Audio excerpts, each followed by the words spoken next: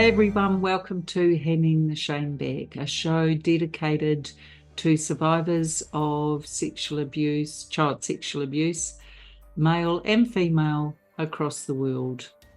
It's my honour to bring this to you. My name's Gloria Masters, and we call this Handing the Shame Back because that is in fact what we as survivors do when we're able to share our story. This is a safe place for people to land, and one thing you will always hear from me at the beginning of every show is there's a trigger warning, and the trigger warning is because we are gifted with another amazing survivor who is happy to share his story with us today. So please, if you do get triggered, stop watching, go to the show notes below, and you'll be directed to some resource and support. I have with me today Mike Chapman, all the way from North Carolina. He is a founder of Polar Life Consulting. He's a life coach, and he's the host of a podcast dedicated to male survivors. Welcome to the show, Mike. Thank you so much for having me, Gloria. I'm so thrilled to be here. Oh, I'm so pleased you are here. Hey, so look, you're in a safe space. You please, as much or as little as you're happy to share about your story, might just help one or many of our survivors watching. I'm glad to do what I can. Yes, I know particularly males are much less likely to share their story. And so that's kind of the goal in my own healing is to share my story whenever possible, because I know here men's stories helped me in my healing so much, knowing that I wasn't alone, knowing that it wasn't my fault, and learning that from other male survivors. And so it's so important to get that word out so those other male survivors can hear me and realizing, oh, I'm not alone, that I can get help and that help is out there and healing is possible. So I love sharing my story, my truth whenever possible, so that other men out there around the world who are survivors like you and I can get the help that they need and step forward into the light of healing for sure. Awesome. Thank you. That's lovely. So, Mike, tell us about your story, your truth, as you call it. You were obviously sexually abused as a child. How Yes. old were you, and who was involved, and kind of what happened from that? Yes. Well, my memories were repressed. And so I didn't really uncover those memories until I was 30. Before that, when I was 20, when I was in college, university, as you guys call it, um, I attended a Methodist church, and the minister there, the senior minister, took an interest in me, and then eventually came to my apartment, my flat, if you will, uh, and started. I guess he was trying to seduce me. He started with a back rub and then ended up touching places where he shouldn't. And something deep down inside of me knew what was going to happen and knew we were not going to let this happen and told him to stop and got him to leave. And I think he wasn't expecting that response and he left. Um, but that, I mean, from a member of clergy to do that was just so wounding to me. And it left me with tons of confusion. And I got some help, not a lot of help. Didn't tell anyone right away, of course. Um, but all those confused messages in my head were there. And then after college, university, I got married. And then after our first child was born, uh, all those issues just came back up for some reason. And being confused, uh, was I gay? All of those feelings were coming up during that time. And so I knew I needed to get help. I finally went to a support group and talked about some of these feelings, some of these issues. And I ended up reading a story about it was a woman who she shared about her story of being sexually abused. And the method she mentions, it was that specific method, something clicked in my head that had happened to me. And then I just broke down in tears. I knew that was truth being spoken to me. And it was just like a light bulb went on that this truly happened. And I talked to the leader of that group, and he stepped me through and kind of helped get myself together so I can get home because I was out on a job out in the city, and he got me to get back home, and then looked into it more uh, as to who and how and why. And I knew my father had abused other extended family members when they were all young. And though I didn't know the specifics, I didn't know the specific act. I then talked to one of those extended family members, and yes, it was that same sexual act, very specific sexual act that he performed on them. Um, and so it made sense that it was actually my father who had been my abuser. And from the memory I had at that time, I was about 3 uh, when the abuse occurred. Um, but busyness of parenthood and so forth, we had a second child as well. Um, and it wasn't until they got big and moved out on their own, then I started to look into things as well and finding more of my backstory, talking to extended family, and just getting little piecemeals, so forth from my mom and so forth. They had been divorced for a long time. Um, but it turns out my mother never wanted children. He convinced her to have children. And then I was the youngest. And then as soon as I hit 8, he left. Um, and putting all these pieces together, we were conceived to service him, basically. My mother didn't want children, and he convinced her otherwise. And then as soon as we aged out from his preference, he left. And so she was stuck with 3 children she never originally wanted. Um, it then came out that um, he had also had been abused. His parents took an aborter for like a month, and he's got another brother. He was in the boys' room, and he stayed with them for about a month. And then last minute, he was told he had to leave, like right away, pack your bags, you're out of here.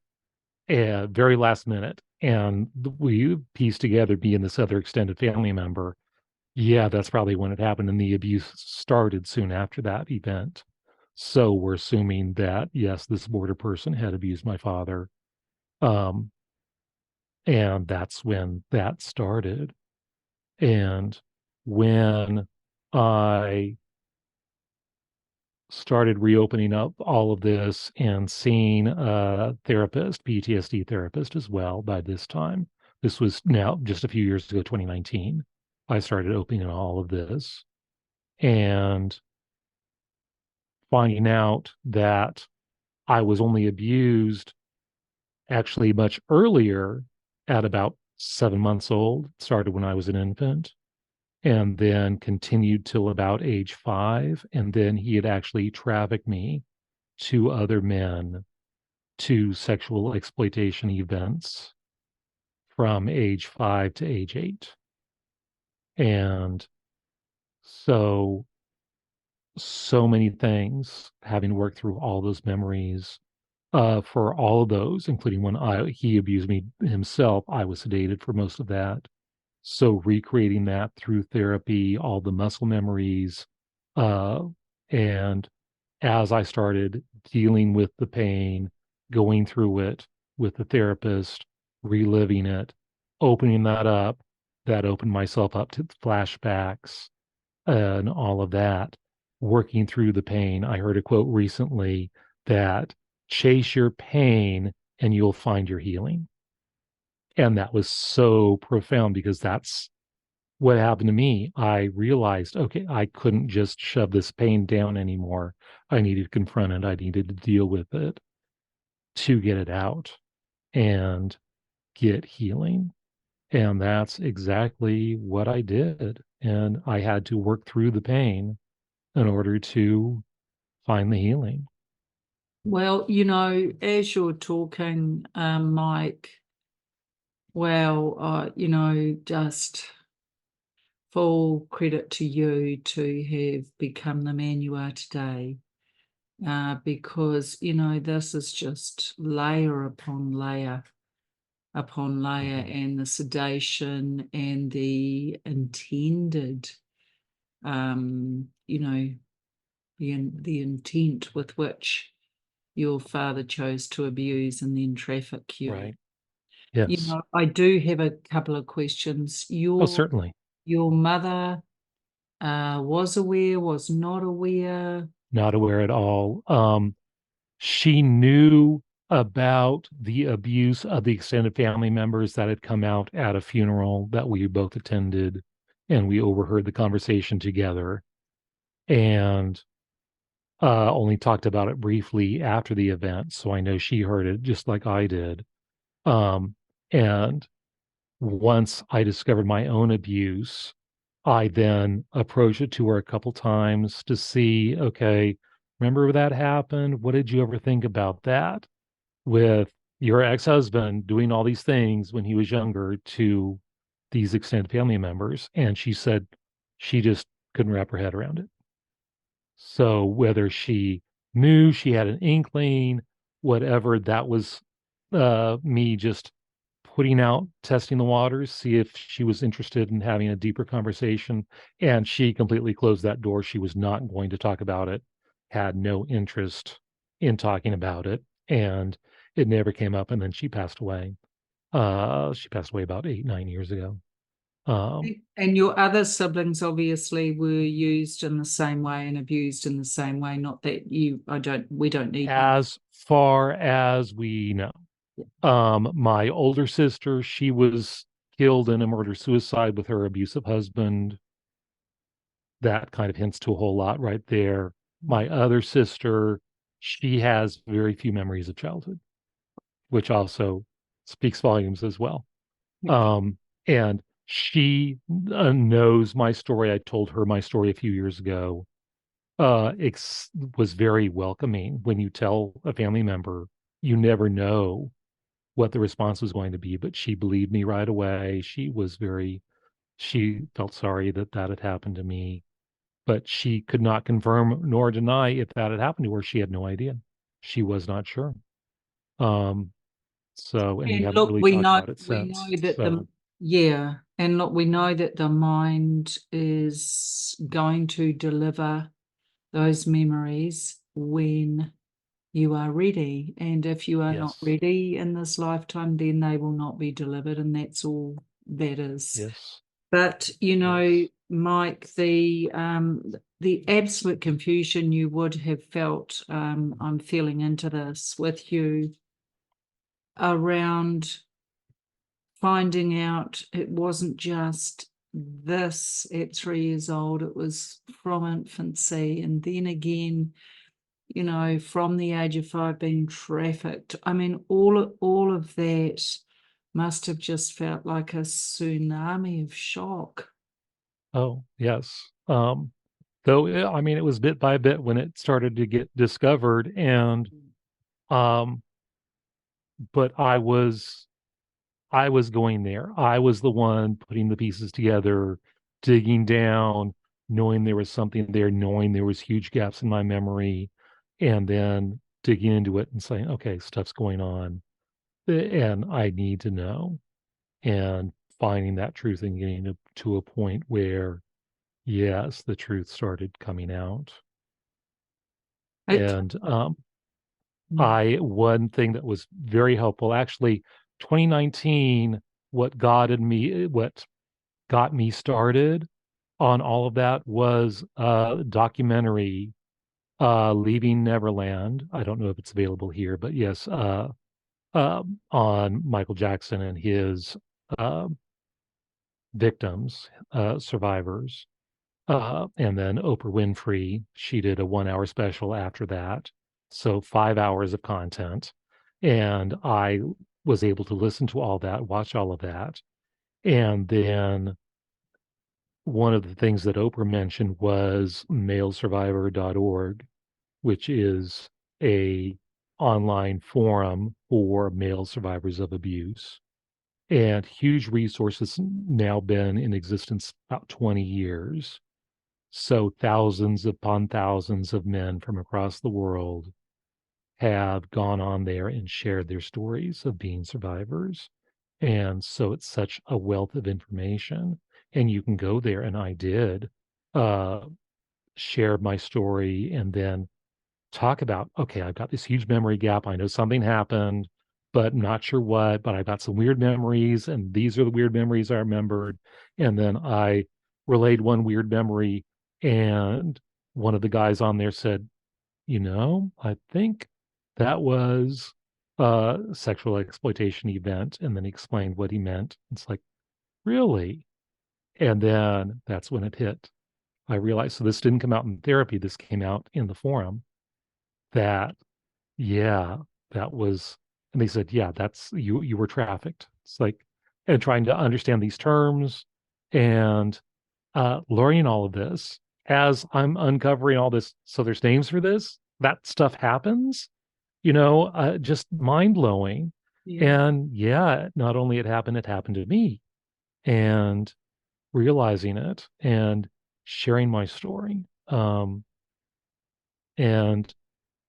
also recently sharing with a researcher on trafficking of males and how that happens, and sharing my experience, and now that experience of uh, being trafficked, sedated by my father, the excuses of where I was going. All of that is now part of this research that is being used to help other men. So it's amazing how much, and I talk about it in my own podcast, The Power of Story, that is so much. And the fact that those two gentlemen who were abused by that singer went on and created this documentary sharing their story, because they shared their story. I was inspired to dig into my own healing. And now I'm sharing my story and encouraging other men to share their story. And And that's so the there's such power. power in that. Yes. There is power, but it leads to there's so many positives and consequences out of that. So, number one, I think you'd agree, Mike, when we hear a story that reflects some of what happened to us, it actually affords us a few things. One is the ability to feel less isolated and alone Yes. in this horror. And the second is that it's confirming and it's validating, Right. and it Right. actually has survivors feeling, hello, beautiful ones, I forgot to say hello out there. It has the benefit of having survivors feel, oh, maybe there is some truth in this. Maybe it's not just me having these terrible nightmares and flashbacks and situations where people think I must be making it up because he was such a nice guy or she was so Right. wonderful. That's the other thing to bring to you if you weren't aware that between 28 and 32% of pedophiles are women. So this is just a, and it's time for that to be exposed more and more. Right. But yes, women can be perpetrators and they males definitely can be are. victims Yeah, for sure. yeah, definitely. Yeah.